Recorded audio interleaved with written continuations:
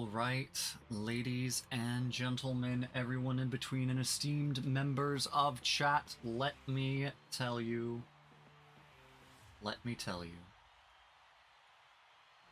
We have been blessed with some absolutely phenomenal games here today. From 4 teams to 2, we have seen perhaps some of the most powerful plays in all of Quidditch Champions history, even outside of League 7. But yes, as we await the dreaded 41, we are going to be taking a look at the standings as they are, with N.E.W.T.s having triumphed over Velcro Unicorns in the initial finals, having come out of the losers bracket that reset their bracket. Now, both teams will be facing each other in a 4th match, as the Velcro Unicorns managed to cling to life in that final few seconds there. Or excuse me, cling to life in the final match we've just watched there. Remember, everyone, this has the potential to end the series. This next game will make or break one of these teams. N.E.W.T.s, 2 victories. Velcro Unicorns, 1. If Velcro Unicorns wins, we move on into a 5th match. If N.E.W.T.s wins, the Unicorns go home. The 2nd place runners-up within the N.E.W.T.s, with N.E.W.T.s operating as the 1st place winner for 2 seasons in a row. Will Velcro Unicorns allow that? I don't think so. I think Velcro Unicorns have been quiet and calculating. And what we saw as weakness earlier might actually be a hidden strength that they're using to their advantage. We've just hit the 41 mark, which means the teams and players are going to be rejoining one another. We are soon to enter into this game 4. Everything is on the line for Velcro 2. An endangered species, the Velcro Unicorn. Will we see their extinction today? Or will they melt the polar ice caps that is thin ice? I don't know off the top of my head, ladies, gentlemen, everyone in between, esteemed members of chat, but we are in for a ride. As I've said before, if you haven't already, be sure to join us over at the Discord that you can find over at league7.gg for all our going-ons, events, and league standings.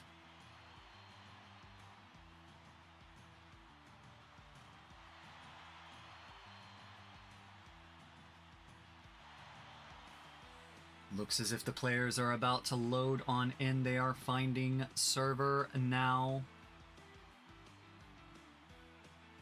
And thus, my dear esteemed chat, we are moving on in to match 4. N.E.W.T.s versus the Velcro Unicorns. Solidify your bets now, as we are about to begin this truly epic match.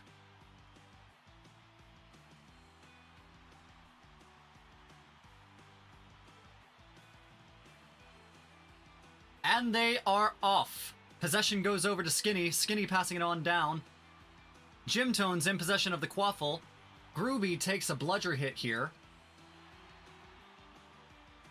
Oh! And Nana, with a vengeance, bringing a game into this match, knocks out Groovy. Meanwhile, it looks as if Denji is maintaining a slight lead on this snitch here, but Dementor is a close tail behind at 6 minutes 30 seconds in. No scores on the clock as of yet. However, At present, Skinny is currently making his way on over to the goal and puts it in. 10 points on the board by way of the Velcro Unicorns. Dementor down. Dementor down. What a swap up of everything. Will we see here Denji capture the snitch and bring them forward again? Or will the Thin Ice be able to push forward again, passing on over to Dake Blueby? They've been having trouble getting past Count Tails as of recent and have really been having to rely on their Seeker game. But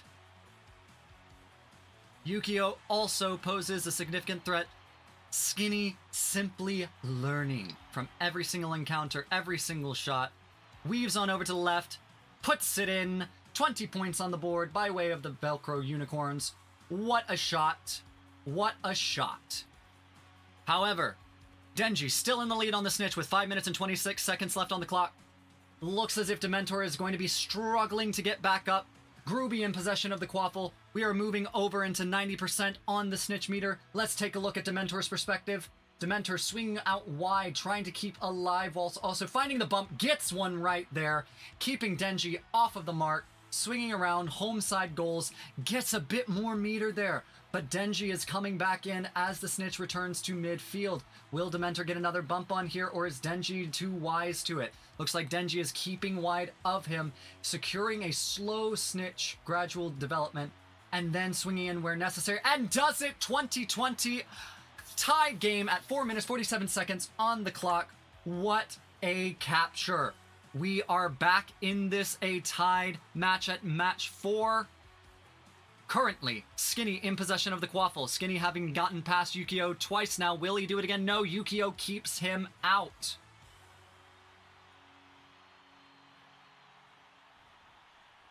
Meanwhile, looks as if the Quaffle has entered into possession of Thin Ice. Thin Ice's Dake Blueby currently weaving around the enemy chaser line. However, Skinny picks it back up. Prophecy holding on to the Quaffle now.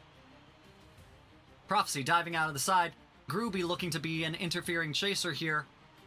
Gets a hit on Nana, excuse me. Gets a hit on Nana. Skinny picks the Quaffle back up. Groovy coming in to swing. Get in the way of Skinny, make him dodge out of the way a little early. Ooh, and what a save right there.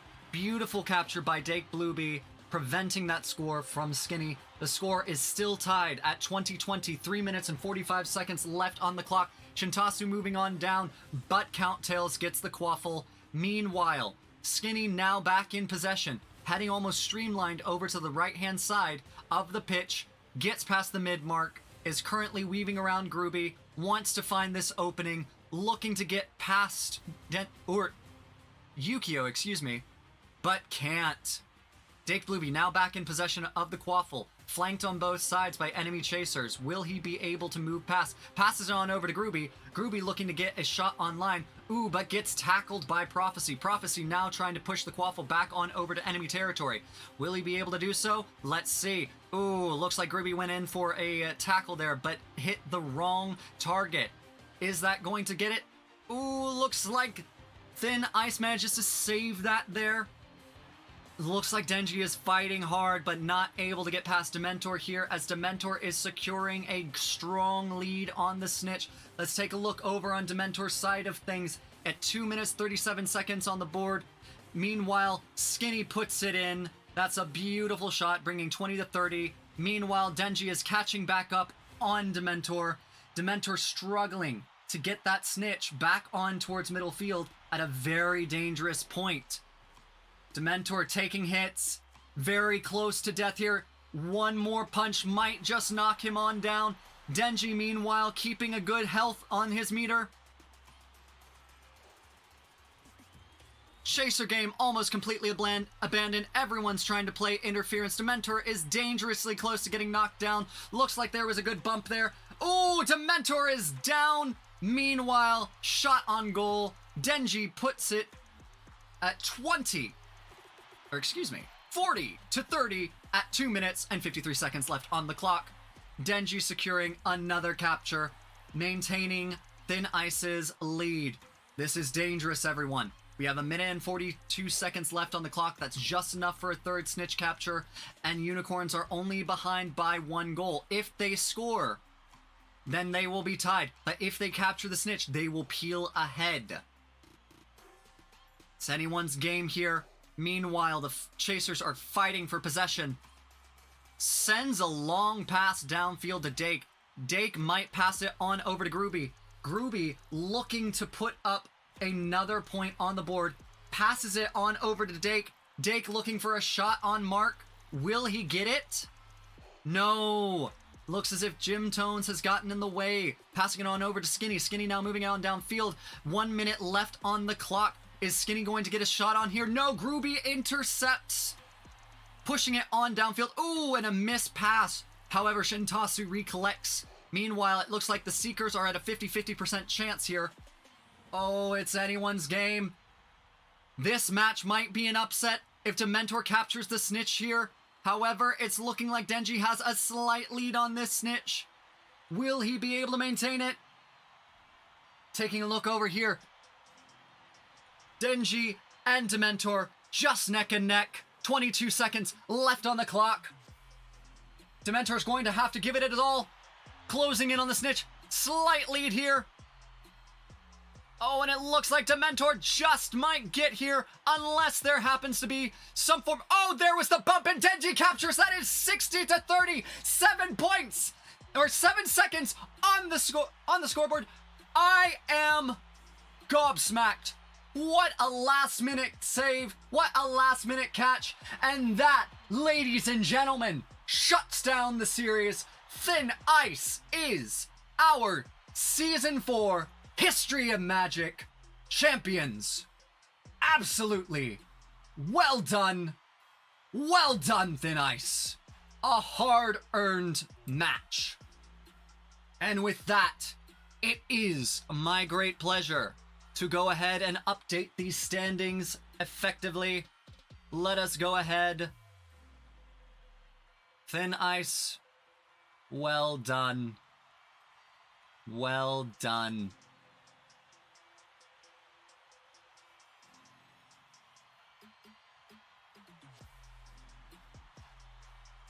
Well, everyone, what a match. That was absolutely fantastic.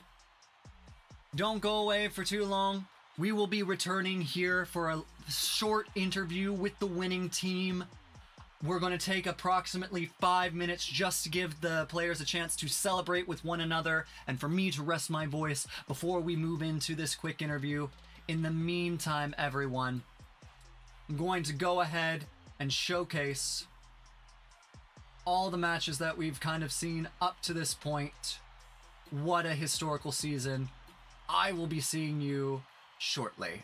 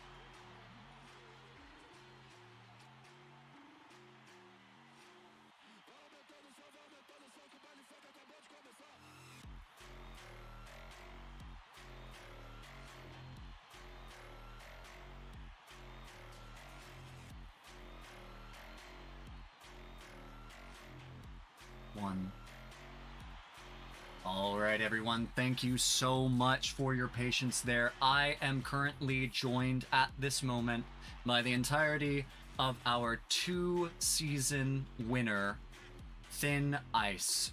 Welcome, everyone. So glad to have you here. I've opened up the floor now to the captain, the illustrious Flyrish. What would you like to say, my friend?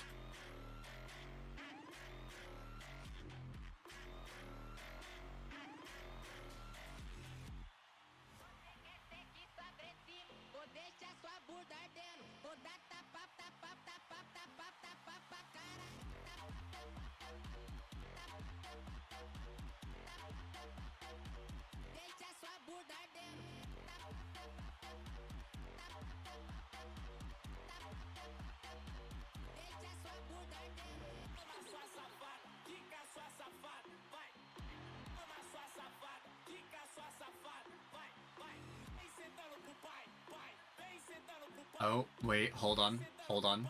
Seems as if Discord audio has shifted. I do apologize.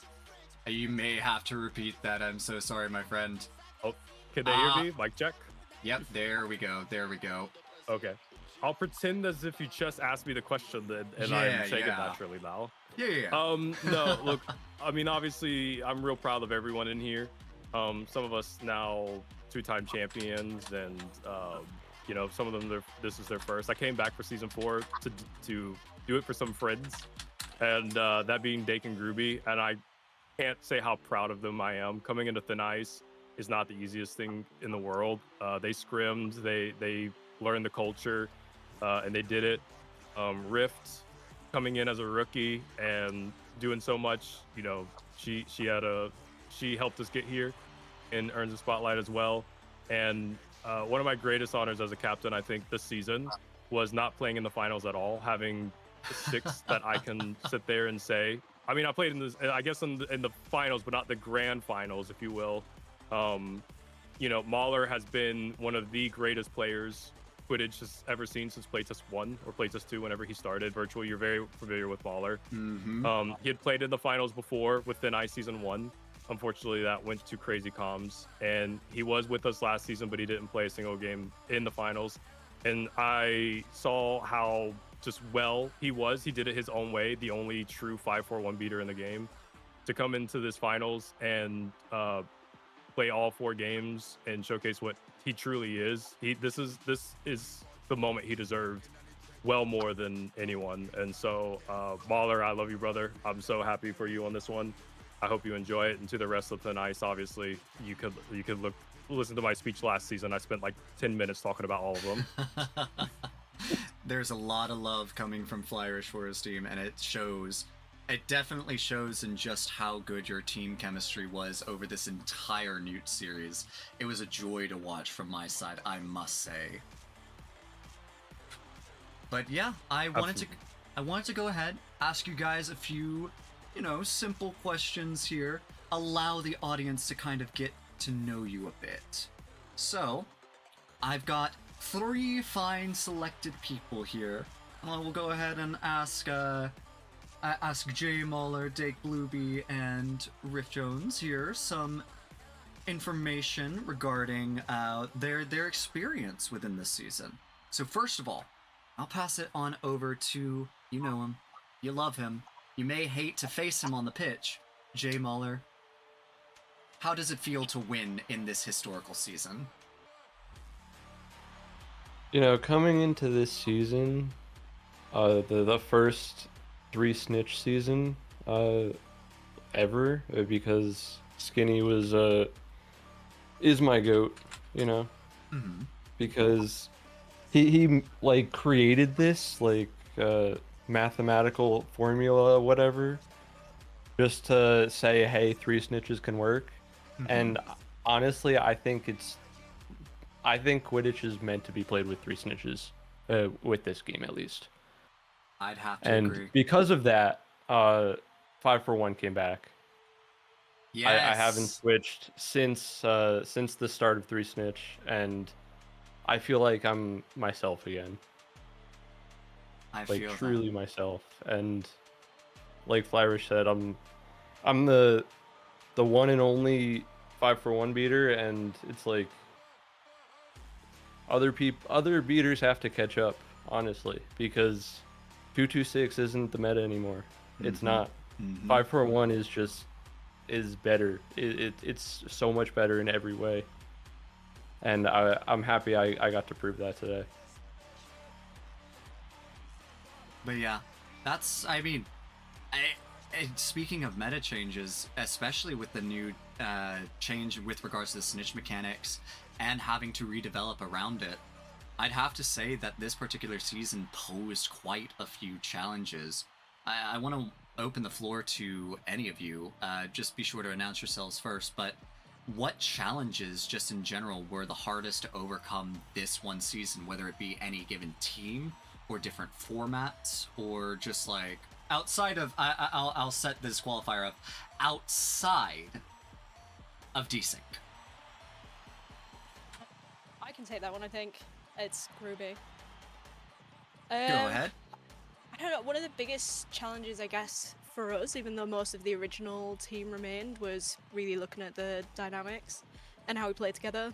I think me and Dake fit well because naturally our most preferred positions sit in those upfield positions, and obviously Chin is just absolutely crazy in the backfield but can also go up. But the first couple of weeks, I think, when we scrimmed, we were really just trying to figure out what that positioning looked like. Flying the rest of the team had a lot of patience with us. You know, there's something to be said for having 3 chasers on a team that can score, but just knowing when is best to sit back and just do anything else, and just utilize the time. And I think today what a lot of people will have seen is a lot of pulling from all of the chasers on TI and just being like, okay, I just don't need to be in this space right now, and I'm just gonna go punch somebody, I'm gonna go get in the way, I'm gonna go intercept something. Like, there's just always something to be doing.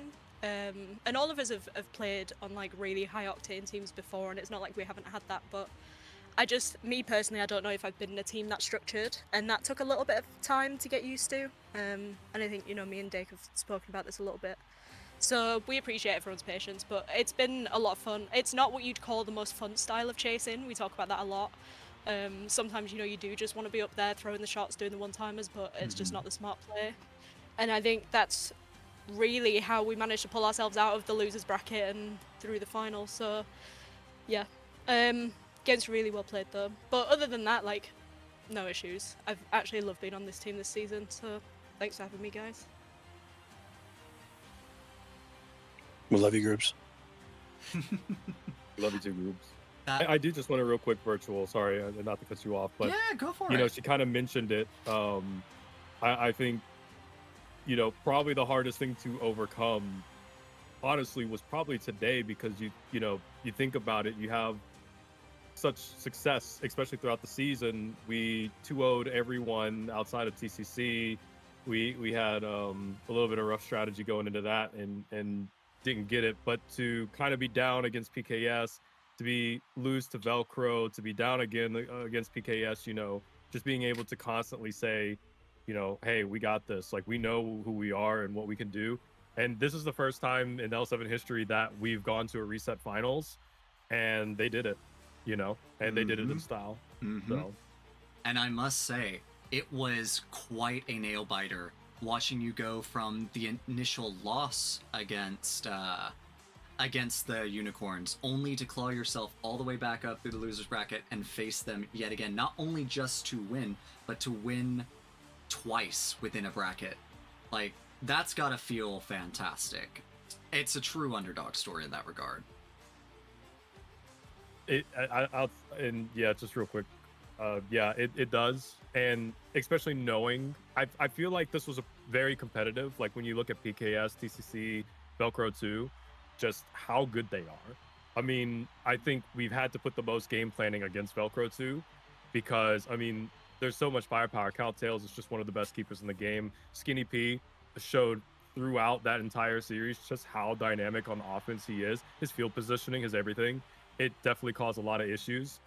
Jim Tones, you know, the awards things hasn't come out yet, but like, I gotta say it, Jim Tones' beater this season was incredible. I mean, just bravo to Jim Tones, and he made that whole series extremely difficult for us because we have to think so many options. We have to get around Skinny, you get around Prof and 2-0, you have to score on count tail, but you also have to get Jim, off it. And then Nana obviously came in and did a super good job as well. So really proud of all those on Velcro 2. They should be proud of themselves. I'd have to agree with that. All teams have played fantastically this past 2 days. Honestly, these past 2 days, past 2 weeks, past 4 months within this season, it has been beautiful to behold. And I must ask, even though I might know it, of all the teams and all the matches that you had this season, I guess what was the most difficult one that you faced up to date? Dake? I'd say our most difficult series was probably against either TCC or PKS takes the cake on that. TCC has such a dominant chaser core when it comes to defense, and so getting past them, putting anything in the hoop at all is quite tough against those guys. But then you got PKS, obviously they have all the old CC members. You got Macoon, you got Tux, you got Shoney, Cardi. It sucks that Shoney couldn't be there today, but their secret game is not one to mess with. You gotta be on top of their secret game, or else they're gonna get the leverage and then they're gonna catch. But overall, I think everybody this season put up a really good competition, and it was fun playing everybody. Yeah, I think TCC, we, in all respect to them, they won 2-1. They're the only ones to beat us in the normal season, and they played extremely well when they did. I mean, we just kind of played the wrong strategy, and after VOD review, we just said this isn't the way we scrim, this isn't the way we played. So obviously that series was tough because we lost it, but Tux is just that guy. At the end of the day, I can tell you firsthand as a beater, it's so difficult to know how to make the right decision against him because he's so well with his positioning and everything. And I think genuinely that was our biggest fear, if you will, was Tux getting hot. So that we put a lot, I think more than anything, the most focus we had on anything was not letting Tux just have his way. I also do want to say that obviously Velcro was one hell of a team to go up against, and I couldn't have asked for a final series, and playing with them was awesome. They're a really great team. Yeah, I'm not gonna lie, the reason Mauler got in was because I got tired of getting punched by their god dang chasers. I was seeing stars after all that. I needed a break. I'm kidding. Mauler got it. I mean, having watched every match there, I gotta say the back and forth was superb. Between your chaser core, it seemed like you guys were pretty even when it came down to facing off against one another on the field, even beyond your keepers. Your keepers were keeping so many goals out of there. The pressure was high at all times on top of that snitch capture, and the beaters absolutely beautiful and precise with their bludger work, as well as just getting in there and playing that interference. It makes it a completely different game when you have all of this chemistry, all of this precision being executed so perfectly on the pitch as we've seen today. And I will say, we've gone through some challenges, but what about favorite match moments? Over the season, is there anything that you want to call as a highlight of yeah, this was my favorite thing I ever encountered this entire season? I definitely do, but if someone wants to answer that first, go ahead. There's a lot of moments for me. Being a solo chaser, being upfield most of the time doing the scoring, I got a lot of cool goals this season that I was pretty happy with, and obviously there's a lot of teamwork moments that we pulled together as well, whether it be clutch secret kills or just clutch comebacks in general. There was a lot of that this season, and I was just very, very grateful to be a part of it. I think for me, Riff Jones coming in, I think that invigorated us in quite a way. Her being a rookie, a seeker, and as well, you know, virtual being a seeker is not easy at all. And when you look What are at you the talking quality about? of beaters, you know, yeah. When you look at the quality of beaters that have come this season, like Nana being brand new, Oh my gosh, and yes. dominating. Nana is just that guy. I really enjoy watching him play. I don't enjoy playing against him. That'll do Jim, it. I mean, like I already said about Jim, he went crazy. Mako being a bit more consistent Tux when he's on beater is another level.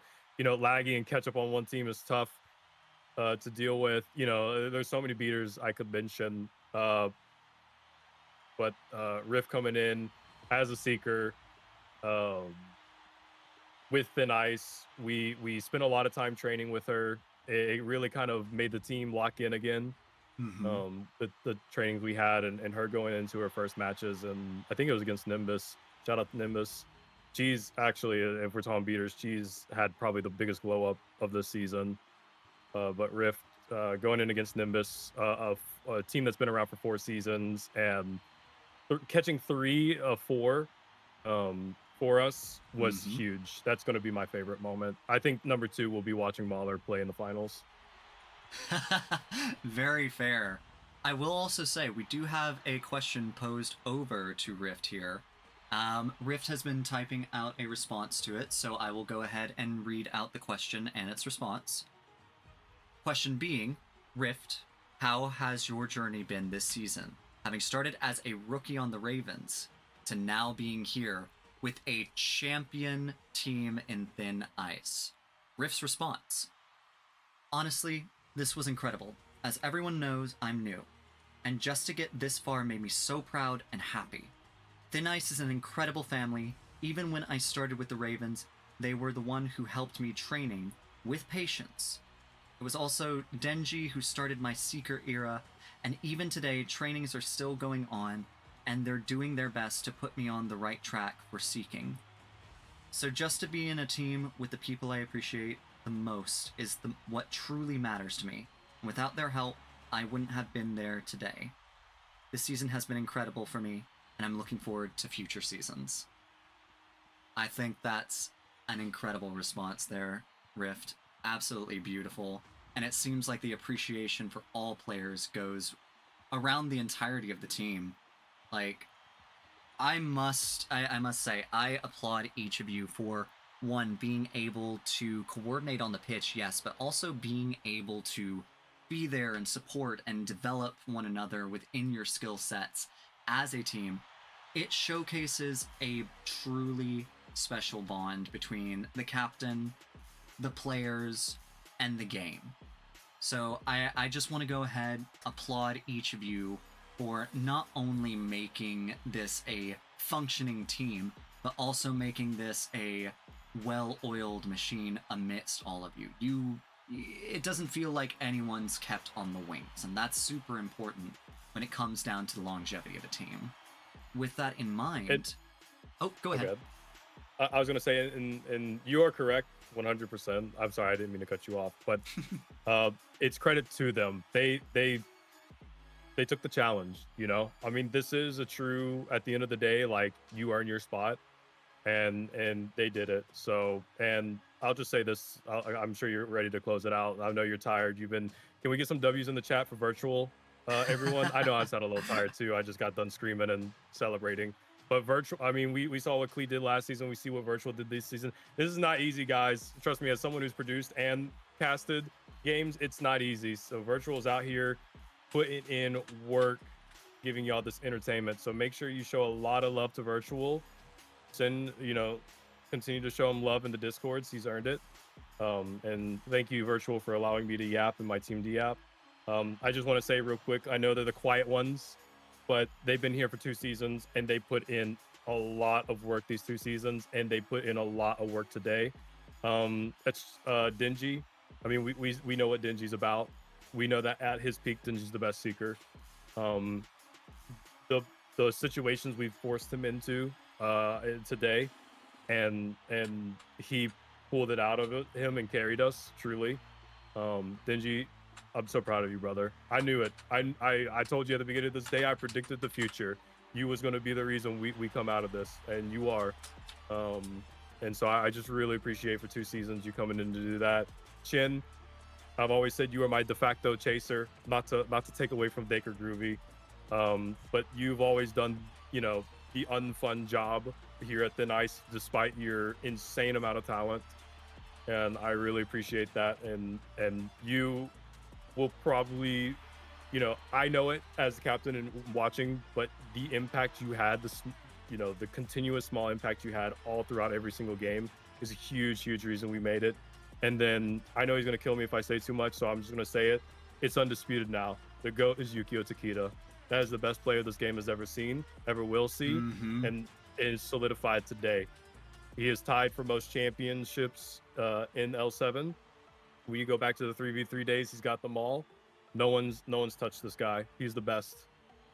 Yukio has showcased that pure dominance in almost every single position. I can't think of a better player to have on one's team. Like, shout out to everyone who's contested, but by and large, Yukio has it all down. Like, well done, Yukio. And well done to all of you. You guys have played phenomenally over these past few days, past few months, really. And I really hope to see, if not all of you, then most of you carrying on into Season 5. And that leads me into my next question. What does the future of Thin Ice look like? I'm here for the long run. We'll see how Power Cap goes.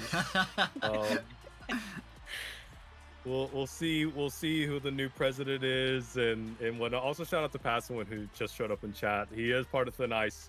Also shout out to Lena and Passawin. They're not in here with us today, but they are now 2-time champions, and I'm really proud of you guys. I don't know, Virtual. I don't know. I feel pretty accomplished. So, I think everything's on the table. But I would do it for Thin Ice, the team that I have now. If this is, or at least the majority of the team that I can have now, there will be much different from me in the past, if that is the case. Okay. I gotta say, I'm hopeful to see where the career over this team and each of your individual players leads. As it stands, we will be wrapping up here shortly. I do want to go ahead and thank each and every one of you for playing your hardest today. That was phenomenal to watch, and though I will be hoarse tomorrow, I would not trade it for the world. So yeah, well done, Thin Ice. Congratulations again on your second consecutive win, making history in League 7 Season 4 History of Magic.